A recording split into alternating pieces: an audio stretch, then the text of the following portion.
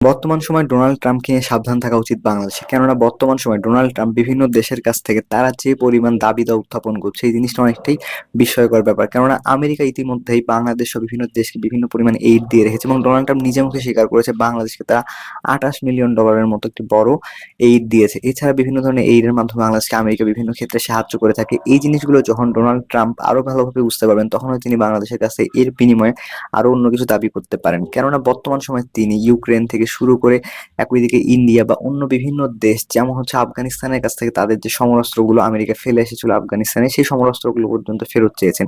এই থেকে বোঝা যাচ্ছে যে বর্তমান সময়ে ডোনাল্ড ট্রাম্পের মাইন্ডসেট অনেকটাই ব্যবসায়িক হওয়ার কারণে তিনি চেষ্টা করছেন যে কোনোভাবে দেখানোর যে তার জনগণগুলোকে যে তারা আমেরিকা আসলে তাদের যে দানবীর অর্থনীতি ছিল বা দানবীর যে ইচ্ছা আকাঙ্ক্ষা ছিল সেগুলো থেকে বেরিয়ে এসে আমেরিকা শুধুমাত্র নিজেদের স্বার্থে নিজেদের জন্য যে অর্থনৈতিক প্রয়োজন রয়েছে সেগুলো আসলে আদায় করে নিতে পারে।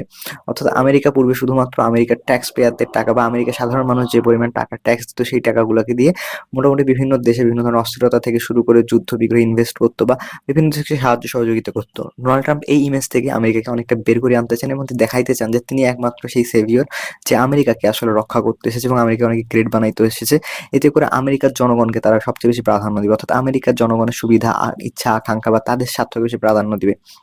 অর্থাৎ বিভিন্ন দেশের কাছ থেকে আমেরিকা আসলে সুবিধা আদায় করে নেবে, এর পরিবর্তে কোনো সুবিধা না দেওয়ারই চেষ্টা করবে। এটি মূলত বর্তমান সময়ে ডোনাল্ড ট্রাম্পের যে নীতি রয়েছে সেটিকে ফলো করতেছে। তাই বোঝা যাচ্ছে যে বাংলাদেশ সহ ইন্ডিয়া বা অন্য কোনো দেশের সাথে আমেরিকা বিভিন্ন ধরনের চাপ দিতে পারে। এতে করে বলা যেতে পারে যে আমেরিকা এমনভাবে বলতে পারে বা ডোনাল্ড ট্রাম্প এমনভাবে বলতে পারেন যে বাংলাদেশকে যেহেতু আমরা এত পরিমাণ সাহায্য দিয়ে আসছি, তাই বাংলাদেশের কাছ থেকে আমরা এটা নিতে পারি।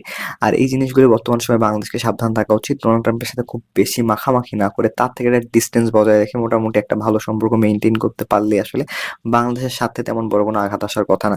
যদি বাংলাদেশ আমেরিকার সামনে বা বিশেষ করে ডোনাল্ড ট্রাম্প বা ইলন মাস্কের সামনে বেশি পরিমাণ হাইলাইট হয়ে যায়, তাহলে সেক্ষেত্রে বাংলাদেশের উপর চাপ আসার সম্ভাবনা রয়েছে। যেমনটা কানাডা, যেমনটা মেক্সিকো বা অন্যান্য যে কোনো প্রতিবেশী দেশ, এমনকি আমেরিকার বন্ধুপ্রতিম দেশগুলো এখন ঝামেলায় রয়েছে।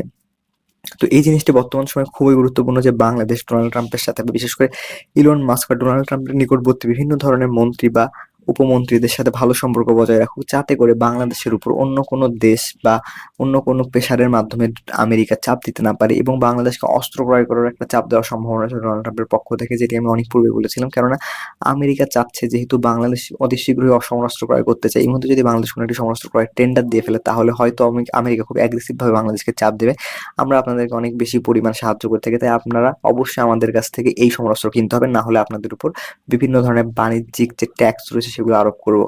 এই জিনিসটি বর্তমান সময়ে বাংলাদেশকে অনেক বেশি চাপে ফেলতে পারে। কেননা ইন্ডিয়া যেমন F-35 কেনার জন্য বা বিশেষ করে পঞ্চম প্রজন্মের যুদ্ধ বিমান কেনার জন্য টেন্ডার দিয়েছে, সেখানে আমেরিকা এবং রাশিয়া দুইটি দেশেই সরাসরি অংশগ্রহণ করেছে, যার মাধ্যমে আমেরিকা আসলে সরাসরি বলতে চাচ্ছে যে ভারতকে অবশ্যই F-35 কে কেনা উচিত রাশিয়ার থেকে, বরং F-35 তাদের জন্য বেটার হবে।